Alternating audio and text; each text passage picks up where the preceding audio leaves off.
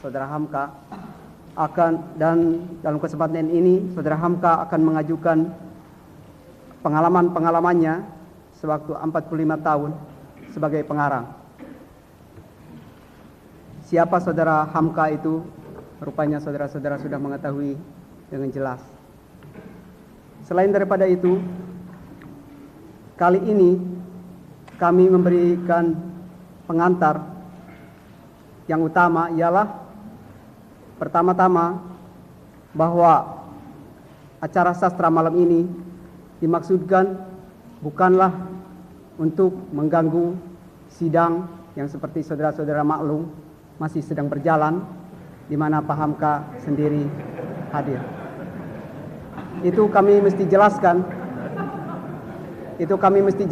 sebab ada hal-hal etika dan sebagainya, etika pengadilan dan sebagainya mesti kami pelihara. Dalam pada itu, seperti tadi sudah berbicara saya dengan Pak Hamka di belakang, adalah bahwa Pak Hamka menantikan pertanyaan-pertanyaan nanti. Segala saja pertanyaan yang akan saudara-saudara ajukan, hanya Pak Hamka nanti akan memberikan kebijaksanaannya, di mana hal-hal yang mesti dia jawab dan di mana yang tidak patut dia jawab. Oleh karena hal-hal yang lain yang dia masih akan sisakan, seperti saudara-saudara maklum, Saudara Hamka sendiri dan Saudara Bahru Merangkuti sendiri, seperti saudara-saudara baca di harian-harian, akan disediakan di waktu yang lain.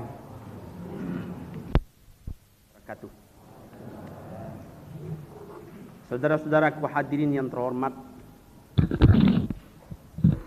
saya diminta menerangkan bagaimana pengalaman atau suka duka yang saya dapati selama 45 tahun sudah menjadi pengarang. Sekarang umur saya 62 tahun.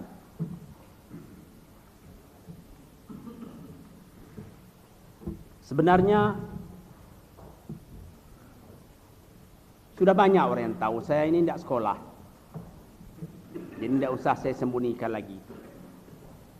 Ada saya sekolah sampai kelas 2 sekolah desa, sekarang namanya sekolah dasar.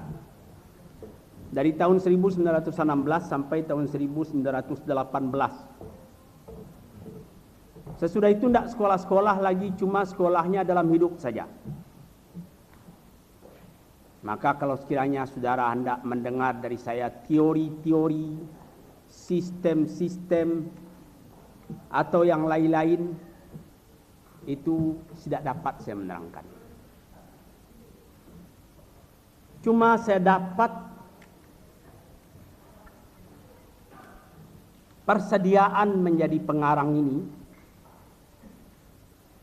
ialah dari lingkungan atau milieu saya.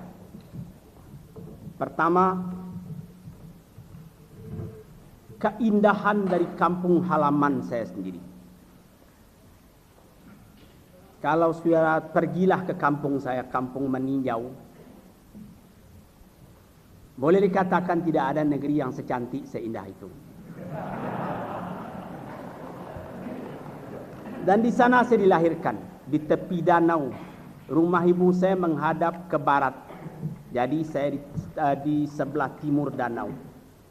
Rumah begonjong 4 beratap ijuk menghadap ke danau. Ketika saya masih kecil, umur 2 tahun, ibu saya sudah berangkat dengan ayah saya ke Padang mengajar mengaji. Saya tinggal dengan andung saya. Kerap kali saya didudukkan di kursi melihat ke danau itu yang berkesan sampai sekarang pada jiwa saya. Sehingga pantun-pantun tentang danau itu dari kecil, umur 6 tahun saya sudah hafal. Meninjau padilah masak, batang kapeh bertimba jalan, nanti risau di bawah galak, bak pandeh mengandung hujan. Itu sudah tinggal dalam jiwa saya dari kecil. Orang bayur dukungi anak, pandan dituri orang juga. Kalau mencampur kepada yang banyak, badan disusi orang juga. Itu dari kecil sudah tinggal. Sehingga pada masa itu bolehlah dikata agak 500 pantun saya hafal dari waktu kecil.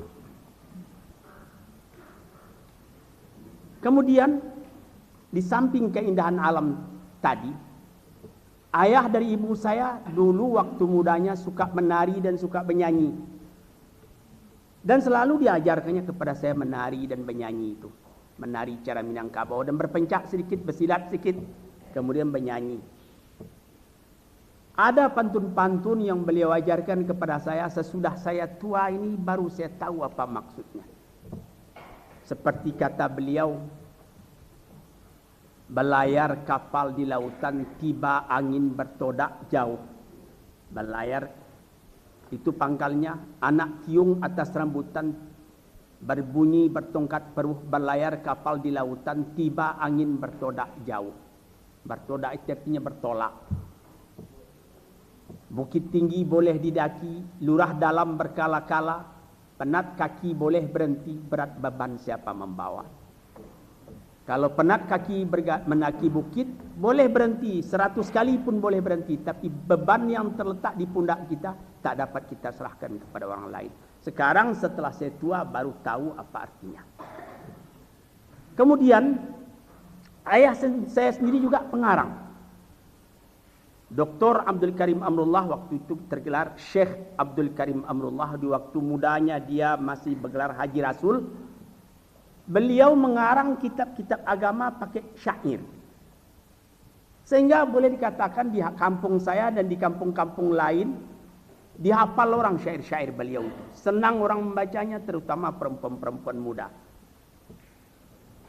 Kawan saya dan kawan kita bersama juga seorang peminat sastra, Saudara Karim Halim, itu kawan juga dari Saudara Abe Yasin. Itu katanya maka dia bernama Abdul Karim karena ada syair ayah saya.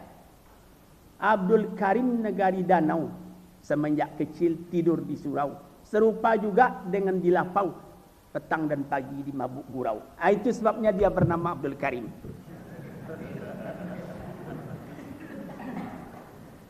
Banyak lagi syair-syair beliau yang tinggal pada saya. Seperti misalnya, nasib ibarat untung seranjung.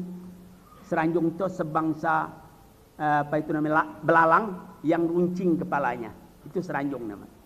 Untung ibarat untung seranjung, kepala runcing hendak menjunjung, meskipun sampai tapi tak kunjung, orang yang miskin nak naik anjung. Ini tinggal, membekas. Jadi keindahan alam, ajaran nenek, bawaan ayah, sama sekali menjadikan saya menjadi seorang pencinta alam, pencinta keindahan. Dan kita pun tahu bahwa sungguhnya kasusastraan ialah keindahan. Kemudian setelah saya sekolah desa tadi sampai 2 tahun, cuma 2 tahun, tapi sungguh pun 2 tahun saya sudah pandai membaca. Di Padang Panjang waktu itu ayah saya mengajar, ada seorang terkenal sudah meninggal, kakak dari Rahmah El Yunusiah, namanya Zainuddin Labai El Yunusi. Dia mendirikan satu bibliotek Zainaro namanya. Saya suka sekali itu kalau disewa itu 2 hari 5 sen sewanya. Saya punya belanja cuma 1 benggol 1 hari. Uang yang 2 hari 5 sen itu saya ambil penyewa, hingga kadang-kadang saya tolong mengangkat-angkat bukunya. Menyewa agak 2, yang 8 saya pray saja membaca. Maka buku-buku Volks Lecture namanya waktu itu, atau buku Balai Pustaka, buku Tionghoa Melayu Li Kim Ho, 3 Panglima Perang yang edisi Tionghoa Melayu, Kraf de Monte Cristo, Sidarama,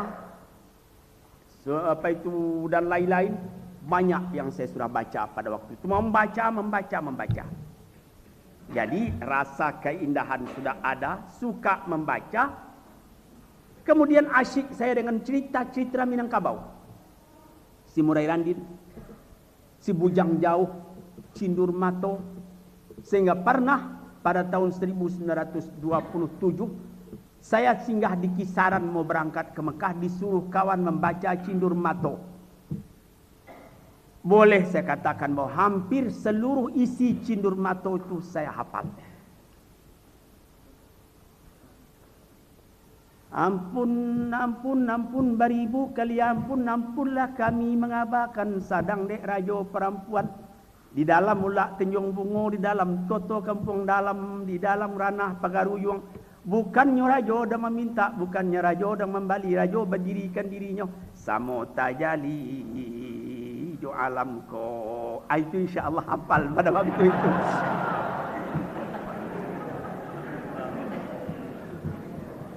Jadi itu tinggal apakah itu, ya bukan apakah, tidak usah ditanyakan lagi. Itulah pangkal kekayaan saya, membaca buku-buku, lantas buku Minangkabau, menghafal pantun-pantun Minangkabau, sehingga bahasa saya itu, bahasa itulah.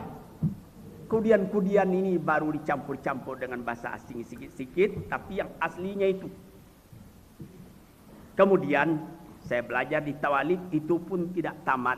Disitulah saya mulai mengenal bahasa Arab. Ada yang lucu, kawan-kawan saya yang sama sebaya dengan saya banyak juga yang mengingat itu. Kalau mengaji fikih saya ngantuk.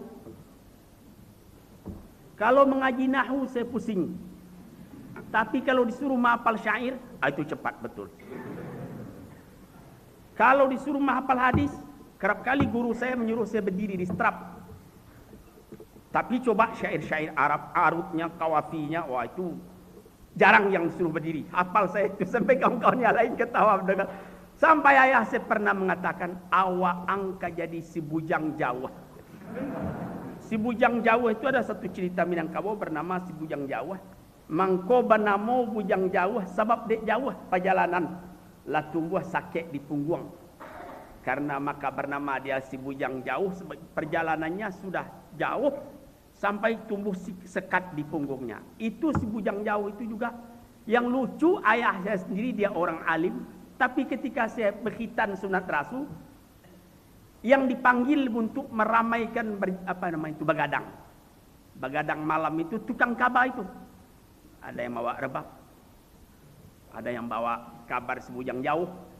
Jadi itu sama sekali menjadikan hidup saya waktu kecil itu sampai umur 15-16 tahun itu dikelilingi oleh itu.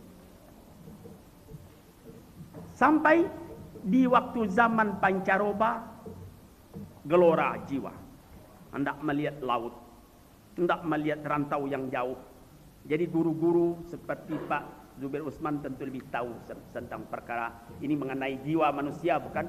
Umur-umur 16, umur 17 itu sedang bagaimana bergejolak jiwa waktu itu. Maka saya tinggalkan Sumatera Tawalib tahun 23. Umur berapa itu? Saya punya tahun 8 lahir. Saya sudah lari ke Bengkulu, tidak saya izin ayah saya. Disitulah saya dapat ini persen. Di Bengkulu itu saya mendengar orang bercakap di tepi pantai, jatuh kau kelak. Rupanya kelak ini bahasa Bengkulu, saya punya sangka. Rupanya bahasa Indonesia. Kemudian jatuh kau kelak. Pakai kau, pakai kelak. Tahun 24, tidak saya izin orang tua, saya pergi ke Jawa. Di situ terbukalah alam baru, komunis baru saja berkembang. Dan saya pergi ke Jogja, ketemu dengan Cokro Minoto, dengan Haji Fakhruddin, dengan Suryo Pranoto. Saya belajar kepada orang-orang itu. Saya kicuhkan saya punya umur. Tahun 24 umur saya baru 16 tahun. Lantas engkau punya umur berapa? 18. Saya boleh masuk PSI pada waktu itu, PSII. Jadi dapat kursus dari Cokro Minoto. Mengicuh saya 2 tahun. Sudah boleh masuk partai politik pada waktu itu. Tapi ketemu dengan orang besar-besar itu timbulan semangat baru. Disitulah saya dulunya mengaji, cuma tidak tahu, cuma mengaji di surau itu mengaji ilmu agama, tapi belum hakikat agama. Nahu, saraf, mantik, ma'ani, bayan, badi dipelajari, tapi belum tentu orang keluar di sana mengerti agama. Sebab itu ilmu agama. Baru saya mengerti agama setelah ketemu dengan H.W. Cokro Minoto dan dengan saya punya ipar sendiri Air Stan Mansur di Pekalongan. Pulang dari sana itu sudah lain dan sudah sehingga tahun 25 saya sudah mulai mengarang. Jadi umur berapa? Itulah saya katakan 45 tahun. Di tahun 25 kami diperpanjang dengan kawan-kawan, diantaranya Bapak Marzuki Hatim yang sekarang jadi sekretaris organisasi Asia Afrika. Itu kawan saya mengeluarkan satu surat kabar. Ketika itu pengaruhnya masih pengaruh Arab, nama surat kabarnya Khatibul Ummah. Artinya khatib untuk bangsa. Yang menjadi host redakturnya saya. Itu tahun 25. Mulailah dicetak apa yang sudah banyak sebelum itu, menulis-nulis tapi belum ada dicetak. Dan kalau dikirim, hati takut mungkin tidak diterima orang. Surat kabar yang ada di Padang waktu itu cuma 2, Sinar Sumatera, Cahaya Sumatera. Setelah keluar itu baru saya berani mengirim surat, mengirim karangan kepada Hindia Baru yang dipimpin oleh Haji Agus Salim. Mula-mulanya belum berani itu. Setelah dikirim ke Haji Agus Salim, rupanya dimasukkan. Wah, timbullah rupanya saya ini. Kalau Haji Agus Salim sudah mengakui kita, tentu kita sudah hebat. Itulah mula-mula mengirim.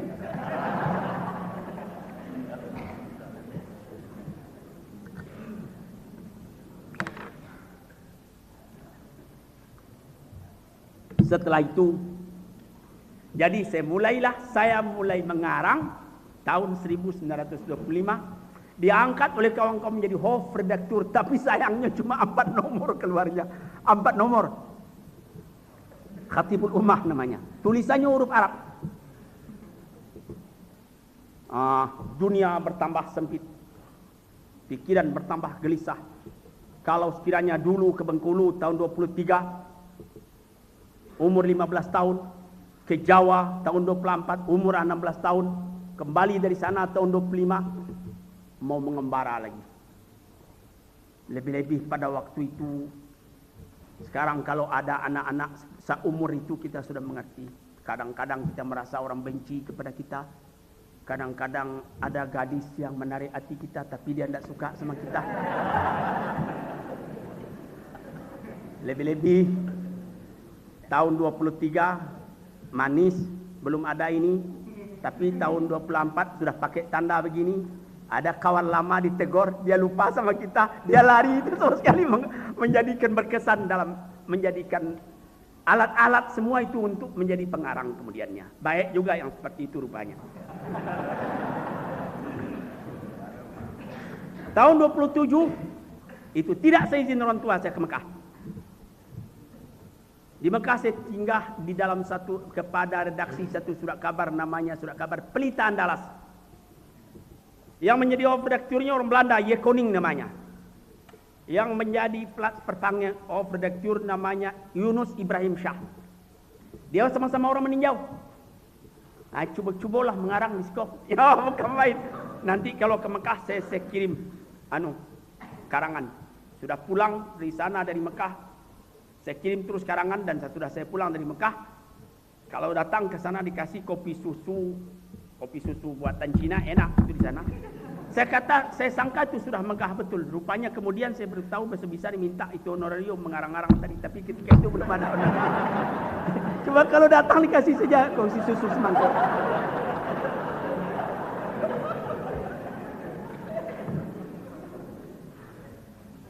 Tahun 27 saya pulang.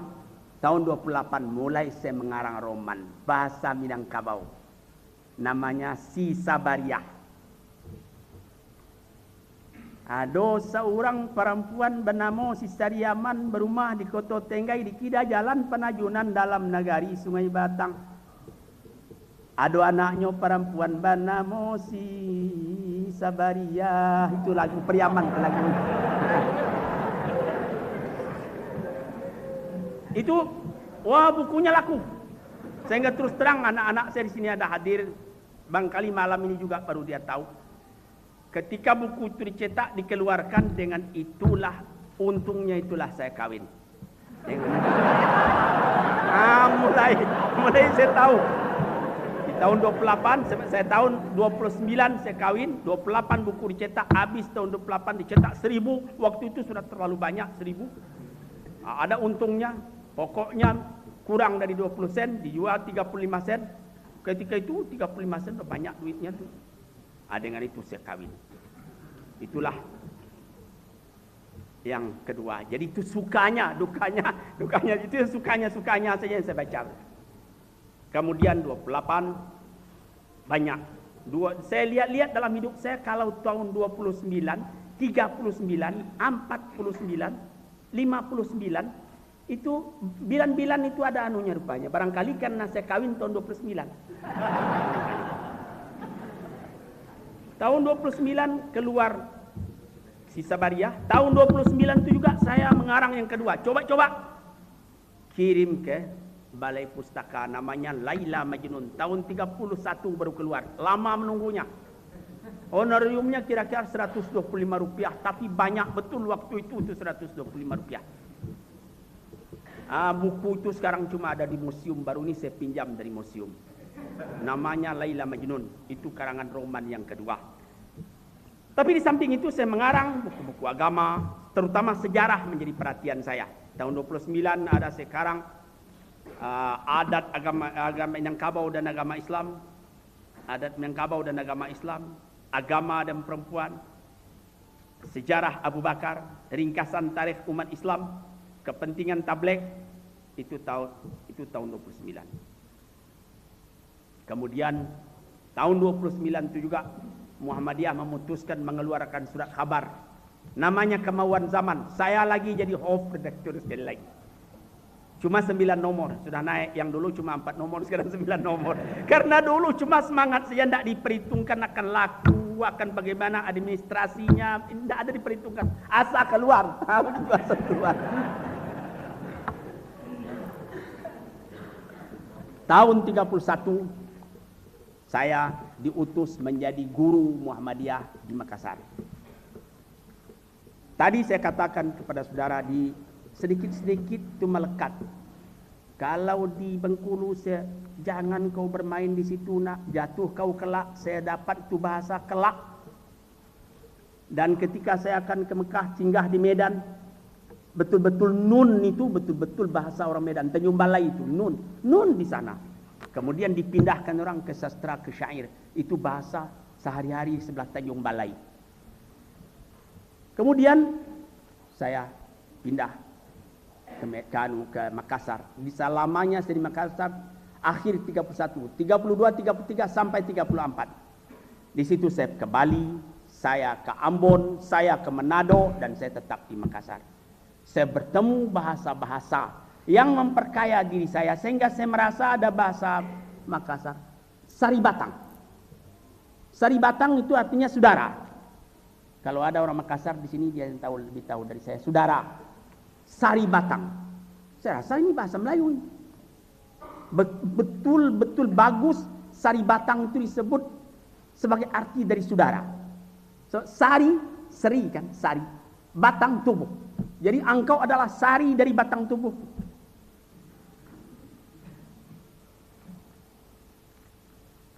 Dan bahasa Melayu di Ambon saya dengar, bahasa Melayu di Manado itu juga sama sekali alat untuk memperkaya diri. Begitulah 34, 35 saya balik ke Sumatera Barat, 36 saya dapat akhir 35 bulan Desember saya dapat dua pucuk surat. Pertama dari Medan, kedua dari Tokyo. Ada kawan saya orang Arab di Tokyo, namanya Mansur Yamani. Dia kirim surat, datanglah ke Tokyo, ongkos kapal saya bayar. Jalan-jalan di Tokyo agak 6 bulan boleh pulang. Kemudian datang pula surat dari Medan. Ada orang menerbitkan surat kabar pedoman masyarakat. Datanglah ke Medan, gaji Rp17,5 satu bulan. Saya pikir-pikir kalau saya ke Tokyo 6 bulan pulang apa yang akan dikerjakan? Cuma ngobrol. Tapi kalau saya pergi ke Medan dengan Rp17,5 satu bulan, anak sudah mulai ada, lebih baik saya ke Medan. Dan ada kepercayaan kepada diri saya sendiri. Insya Allah saya bisa hidup di Medan. 10 tahun saudara saya di Medan. Disitulah mulai apakah timbul namanya, apakah bagaimana, tapi saya timbul atau saya bangkit di Medan itu. Saya pimpin pedoman masyarakat sejak dari tahun 1936 22 Januari sampai Jepang masuk bulan Maret 1942. Jadi 7 tahun. Disitulah keluarnya di bawah lindungan Ka'bah. Di bawah lindungan Ka'bah sebenarnya sekarang diperpanjang. Saya ke Mekah tahun 27. Sekarang di bawah lindungan Ka'bah tahun 35. Rupanya 8 tahun di belakang tergambar kembali Ka'bah tadi. Dituliskan. Banyak. Maka kalau ada orang mengatakan imajinasi, memang tidak bisa mengarang kalau tidak ada imajinasi. Memang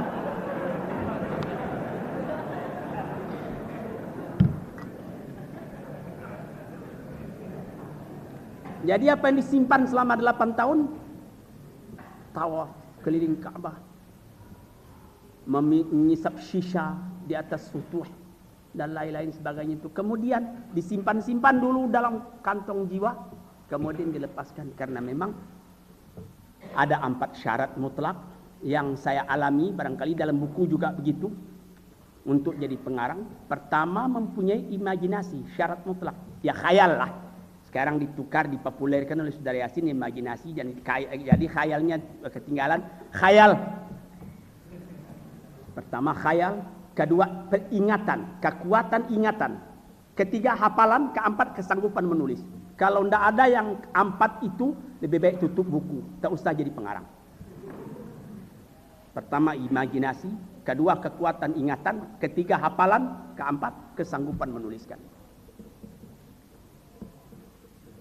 Waktu itulah saya hitung, entah sudah jadi romantis betul saya pada waktu itu, di bawah lindungan Ka'bah, tenggelam kapal Van der Weyck, merantau ke Delhi. Kalau menurut Saudara Yasin, merantau ke Delhi itu lebih katanya. Lebih menunjukkan kepribadian Hamka katanya. Apa itu, terusir, dijemput mamaknya, keadilan ilahi. Apalagi barangkali ada kira-kira besar dan kecil 10 buah di dalam lembah kehidupan, kumpulan dari cerita pendek. Waktu kayanya itu tahun 38-39, 43 tahun.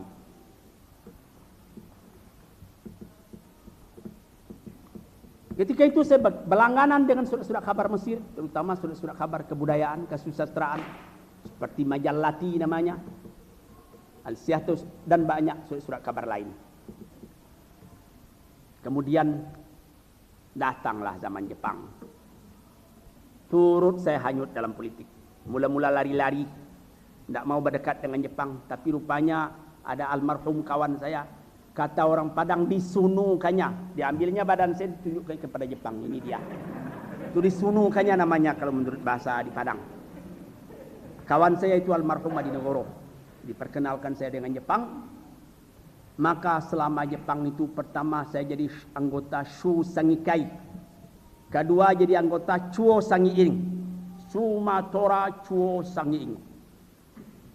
Menjadi adipisur dari Chokang Kakak, Nakashima Sang Kakak. Waktu itu saya minta kepada Jepang izin mengeluarkan, karena majalah saya tidak boleh keluar lagi pedoman masyarakat. Saya keluarkanlah pada waktu surat kabar Semangat Islam. Dia bilang semangat Asia, saya bilang semangat Islam. Semangat Asia, semangat Islam, tapi yang banyak laku dia juga. Sebab tidak bisa keluar kalau tidak ada tulisannya di dalam. Tiap keluar mesti ada tulisannya di dalam. Kita menyelat-nyelat saja di dalam, yang lainnya Jepang yang menulis.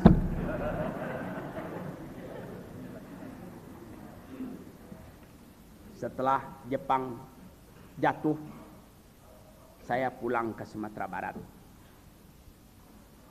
Saya turut banyak sedikitnya di dalam revolusi di Sumatera Barat 46, 47, 48 sampai 49. Ketika itu saya mengeluarkan majalah Manara.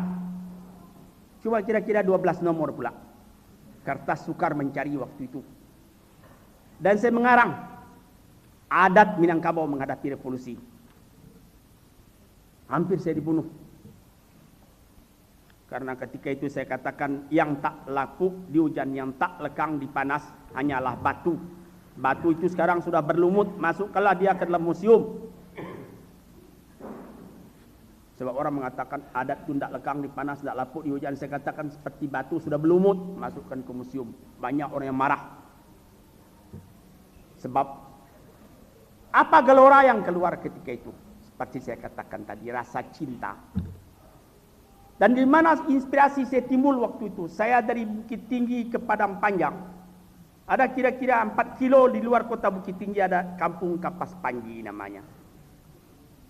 Di sebelah kanan jalan saya lihat ada rumah Minangkabau itu. Begonjong 4, sudah dipotong 2. Yang sepotong dijadikan rumah besar, rumah gedong. Yang sepotong masih tinggal. Di situ melambangkan revolusinya Minangkabau. Jadi rupanya saya terlebih dahulu dari masanya banyak orang yang marah pada waktu itu. Tapi sekarang tidak marah lagi. Sehingga saya sudah put ke Padang mengadakan seminar tentang adat Minangkabau. Dan diterima saya punya predipis. Dan saya juga tidak sekeras dulu lagi. Sudah agak lunak sedikit dari itu.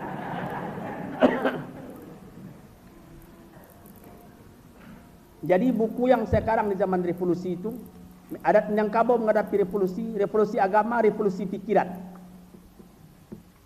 Sesudah naskah Rempil. Ketika itu hampir saya ditangkap. Yang menjadi jaksa tinggi ketika itu Rofinos Lombang Tobing SH di Bukit Tinggi. Ada satu artikel saya dalam surat kabar Detik. Saya katakan, kalau sekarang juga barangkali marah juga orang boleh katakan. Orang main bola di tanah lapang. Jadi rupanya satu klub kuat. Sehingga yang hendak menang tadi tidak bisa menang. Lantas dia naik darah, backnya. Dia keluar sebentar, diambilnya pistol. Diambilnya bola itu dengan tangannya. Diantarakannya sendiri ke gol yang sebelah.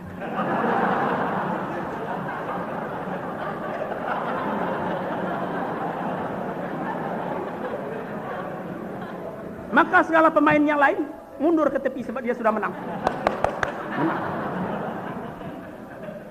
Saya diperhor ketika itu, dipanggil saya, diperiksa kenapa menulis begitu. Dapatlah saudara gambarkan ketika itu bagaimana keadaan. Sedangkan sekarang lebih begitu, apalagi pada waktu itu. Maka ada kawan-kawan saya, dia berontak dalam berontak, dia revolusi dalam revolusi. Dia melawan kepada pemerintah yang sah. Pada bulan Maret tahun 1947 di Bukit Tinggi, sampai seorang bupati Bagindo Murad ditangkap mereka itu. Sampai perang antara TNI dengan Hizbullah. Satu TNI mati, satu Hizbullah potong tangannya.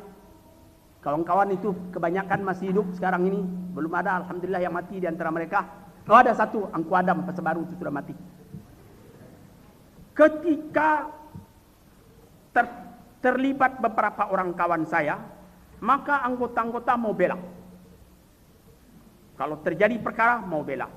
Setelah seminggu sebelum perkara datang yang satu, saya tidak usah membela, Saudara Hamka saja membela, sebab kedudukan saya penting dalam pemerintah sekarang.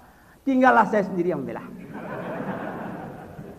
Serupa dengan pemuda Islam sekarang ini di Jakarta, ketika ribut-ribut melawan saudara mengatakan ini perkara Ki Panji Kusmin, terlibat juga saudara Yasin. Nanti apabila datang tiba akan menghadapi betul, saya sendiri saya yang pergi jadinya. Yang mana yang tepat itu kata.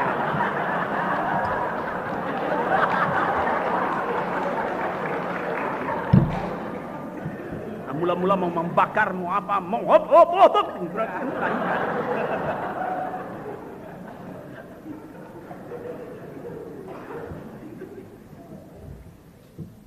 Begitulah di Sumatera Barat.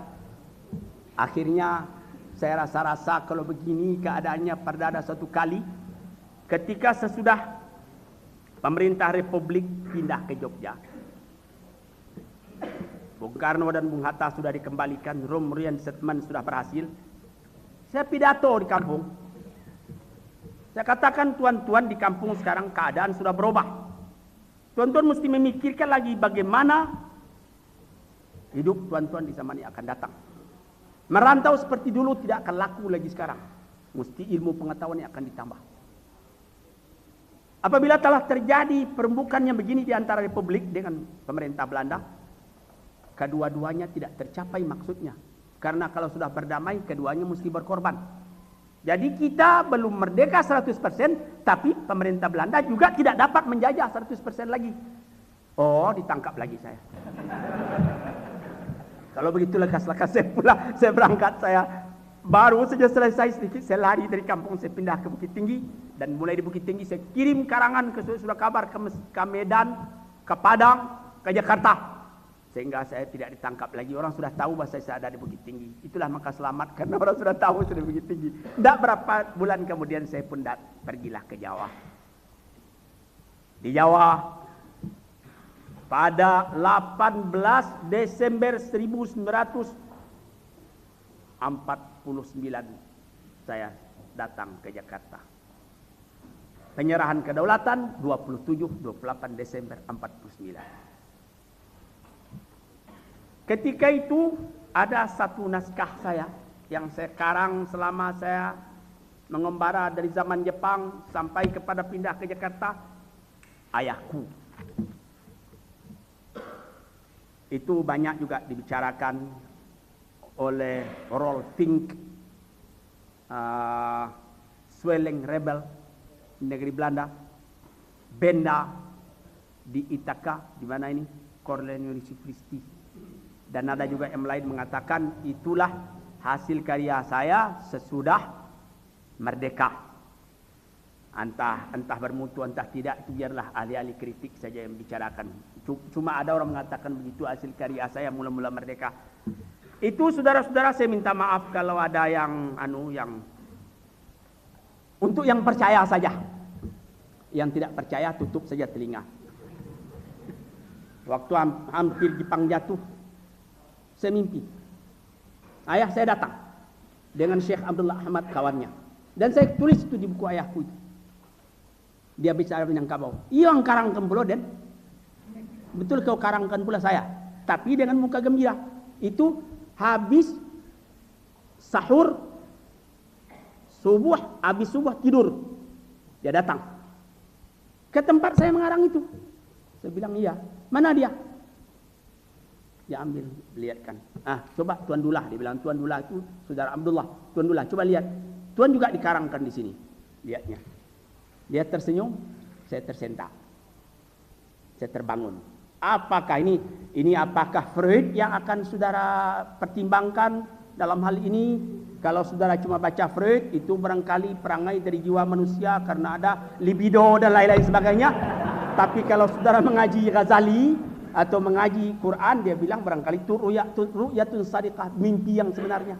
Mimpi yang sebenarnya itu seperempat dari wahyu. Saya ke Jawa, saya keluar, saya suruh cetak itu buku di satu penerbit di sini.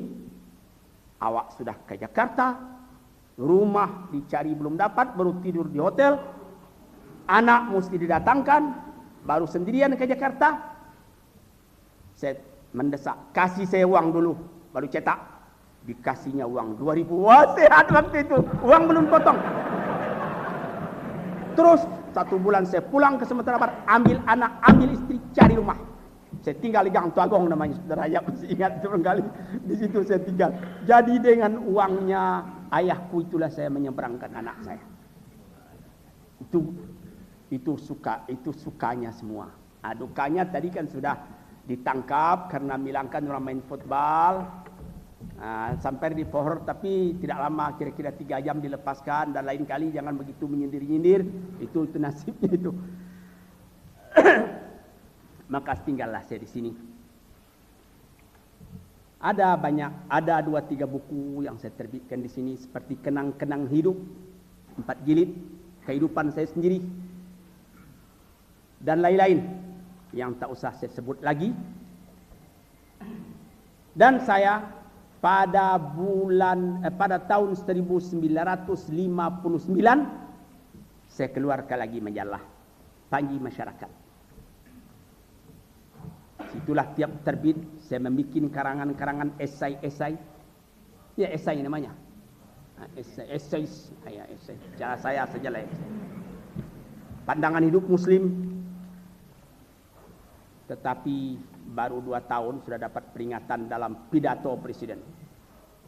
Harian-harian, majalah-majalah yang kontra revolusi tidak perlu hidup lagi. Saya bilang sama anak saya di rumah, mati ya Pak.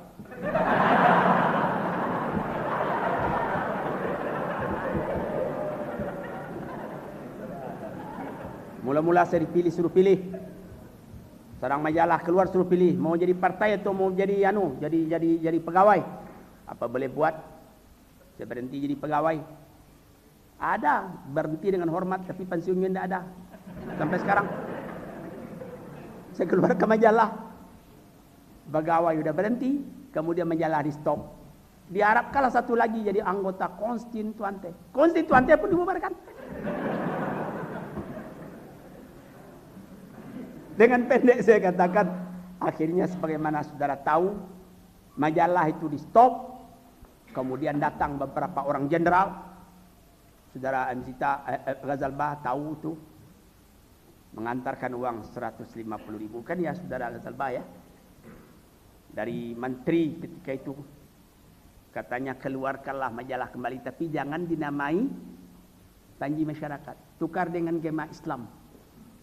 Kami ini perlu untuk penyiaran agama, untuk membayarkan cita-cita, membendung pengaruh komunis. Tapi memelihara jangan nanti kelihatan sama bung besar, jangan ditulis nama Hamka di situ. Maka digantilah majalah Panji Masyarakat tadi dengan Gema Islam. Sedang Gema Islam enak-enak terbit, sudah dipimpin baik-baik, awak pula lagi terimbau, panggil. 2 tahun 4 bulan dalam tahanan. 2 tahun 4 bulan dalam tahanan. Dan sebelum itu saya lupa tadi di tahun 62 ribut. Apa ributnya? Bintang Timur mengatakan bahwa buku yang sekarang tenggelam kapal Van der Weyck, plagiat, jiplakan dari kalangan Alfonso Carr. Beruntun-runtun, tidak berhenti-henti, entah berapa bulan lamanya. Bisa Senin Pak bikinnya. Betul.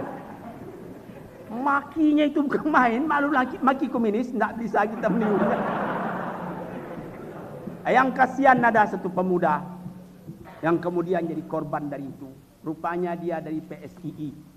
Tapi karena pandai orang membujuk, namanya Abdullah SP. Kalau dia ada di sini sekarang, ya dia sudah lihat muka saya. Dan kalau dia tidak ada, tolong sampaikan kepada dia. Dia saya sudah maafkan. Tolong sampaikan kepadanya. Kasihan saya kepada dia. Dia diperbudak oleh kaum komunis. Dan kaum komunis yang bikin begitu itu sekarang rupanya diburu dia. Terburu-buru dia pergi ke buruh. Dan saya tidak lupakan kawan-kawan saya yang berpikir dengan adil, yang mencairkan maksud menghancurkan itu. Itulah dukanya waktu itu. Di antaranya saudara Habib Hasim sendiri, saudara Yunus Amir Hamzah, saudara Anas Ma'ruf yang sekarang di Tokyo, saudara Usman Ismail, kalau saya tidak salah saudara Asrul Sani juga, dan lain-lain. Yang sehingga maksud itu tidak tercapai, dan saya alhamdulillah masih seperti batu karang di ujung pulau, masih dapat berdiri dengan baik, meneruskan misi saya. Tapi kemudian saya disimpan ke dalam penjara. Dalam penjara itu Tuhan Allah, saya percaya, tambah percaya kepada Tuhan. Kalau saya tidak dipenjarakan, saya tidak akan bisa beramal sebesar itu. Saya tamatkanlah mengarang tafsir Al-Quran 30 juz. 2 tahun saya kerjakan 1,5 juz ketika saya belum ditangkap. Cuma 1,5 juz.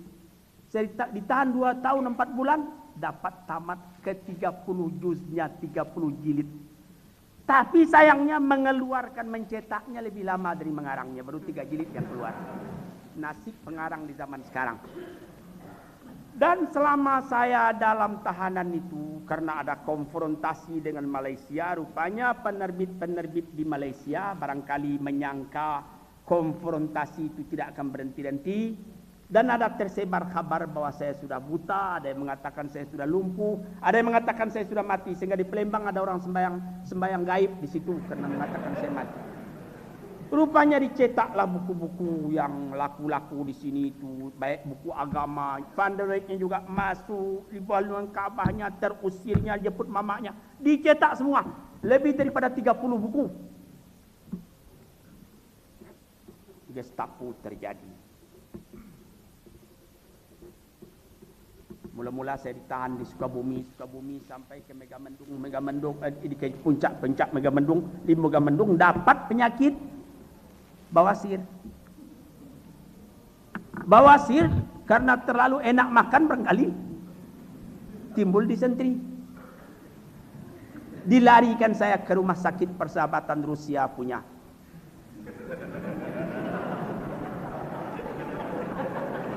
Saudara membuat film waktu itu saya lihat. Ya, film Tauhid ya. Saya melihat tapi tidak boleh mendekat.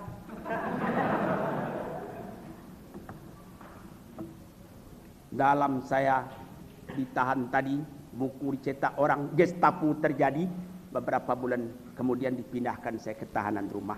Habis tahanan rumah, tahanan kota, habis tahanan kota, saya pray, dan kebetulan lebih cepat dari kawan-kawan saya yang ditahannya lain seperti Pak Nasir dan lain-lain, sebab kebetulan 2 orang murid saya waktu itu menjadi orang yang berkuasa, Bapak Sucipto Yudo Diharjo dan Bapak Jaksa Agung Sugih Arto. Mereka berembuk, saya lekas keluar, alhamdulillah. Beberapa bulan saya pergi ke Malaysia, saya tuntut, mana kenapa saya punya karangan dicetak.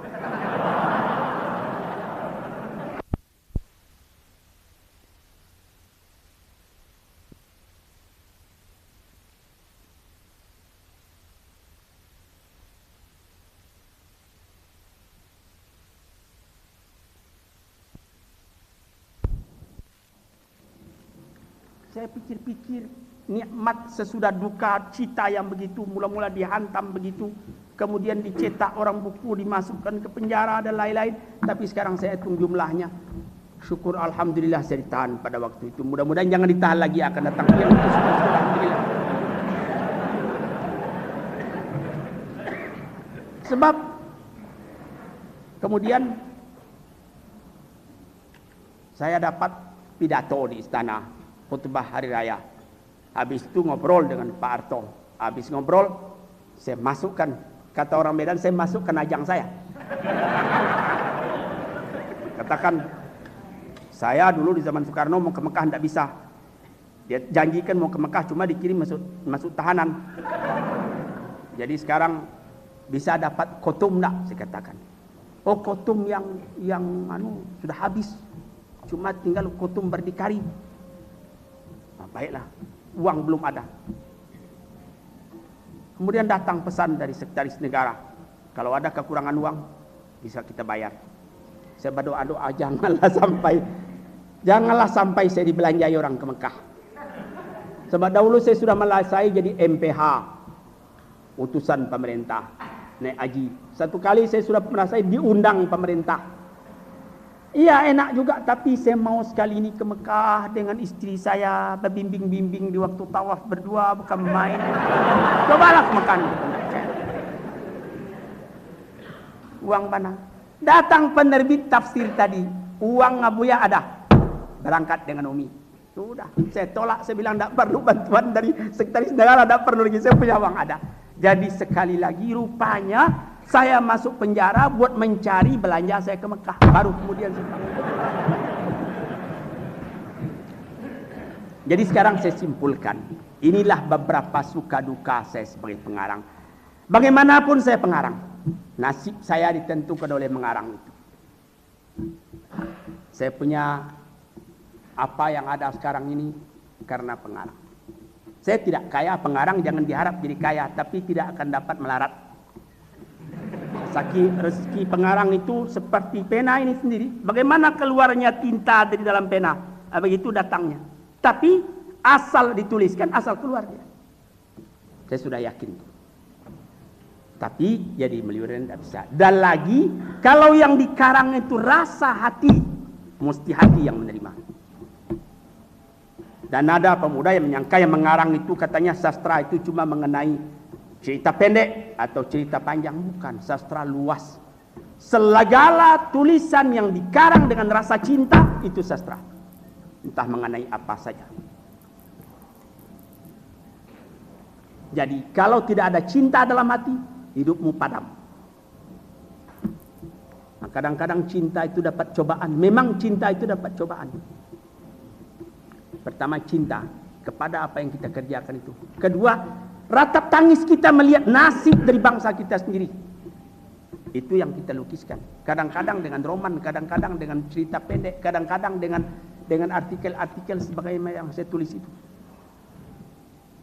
Tapi kalau tidak ada kekayaan yang empat tadi, imajinasi atau khayal, kekuatan ingatan, kekuatan hafalan, dan kesanggupan menyatakan, alih saja, jangan di situ, jangan dimasuki lapangan itu. Lebih baik nyanyi saja habis perkara.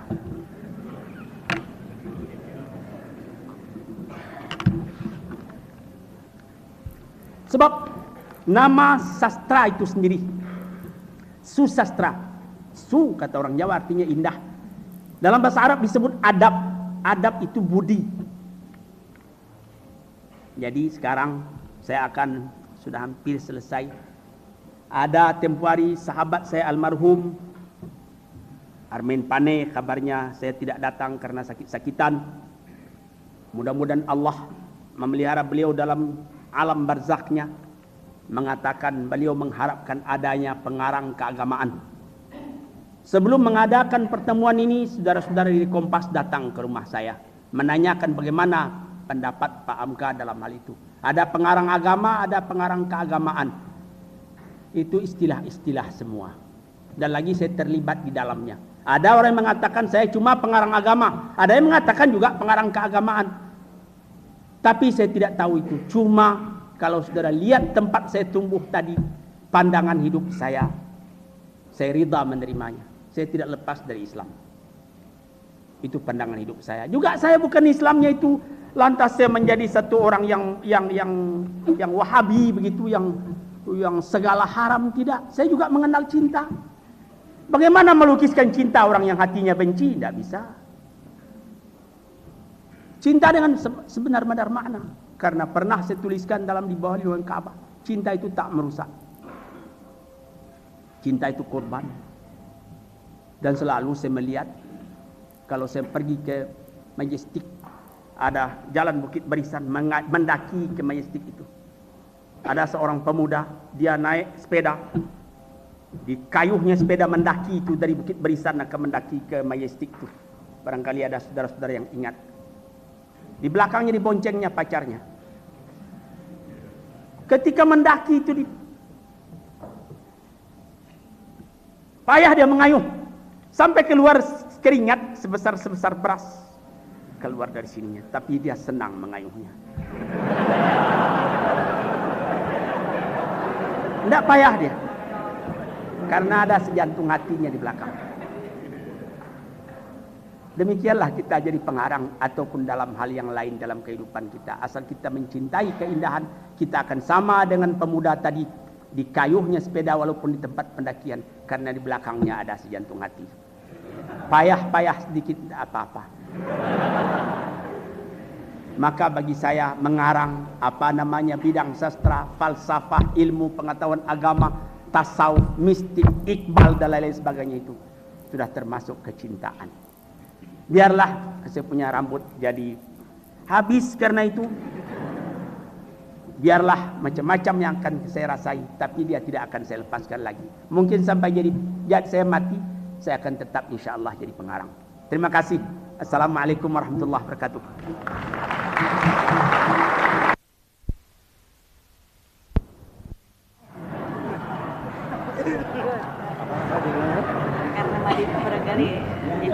kan sudah antrean ya.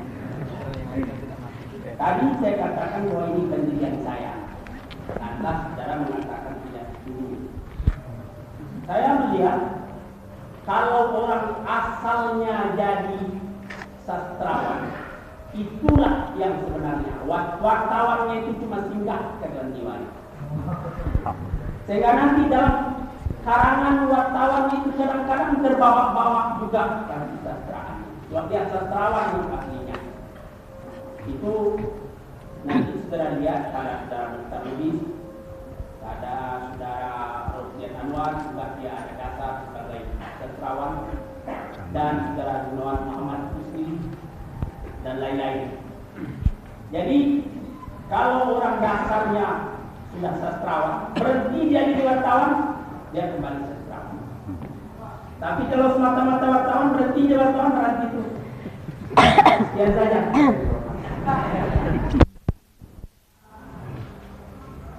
Amir Hamzah, Yunus Amir Hamzah sudah banyak menulis dalam bukunya Hamka sebagai pengarang roman bagaimana pendapatnya ungkapan takdir dari saya.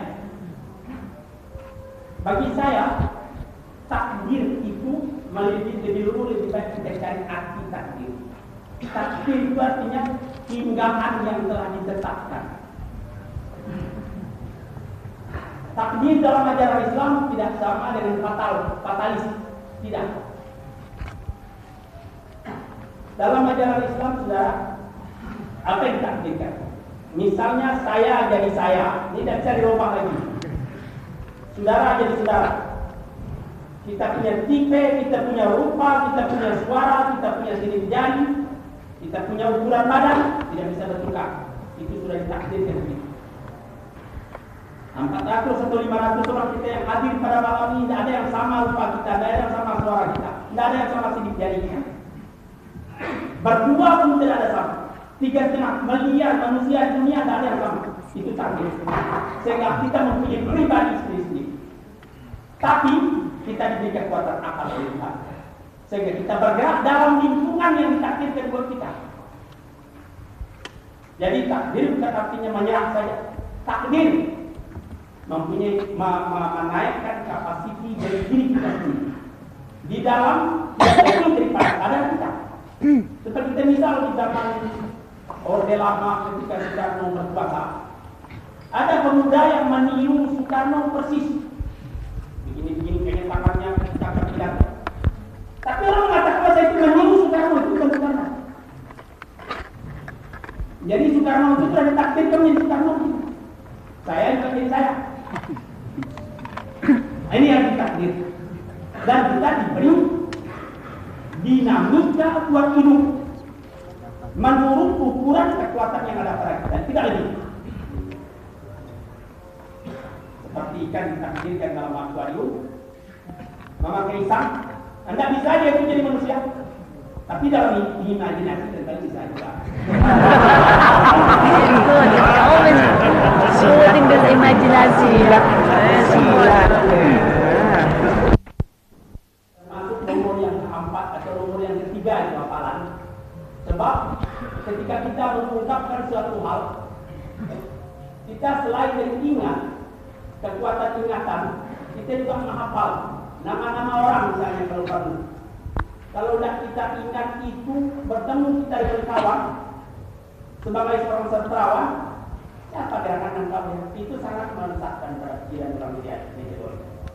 Jadi kekuatan hafalan hampir sama dengan kekuatan ingatan. Ini saya katakan pengalaman saya. Barangkali ada pengalaman lain yang perlu hafalan katanya, ya terserahlah, kemudian dia maju dalam perkara.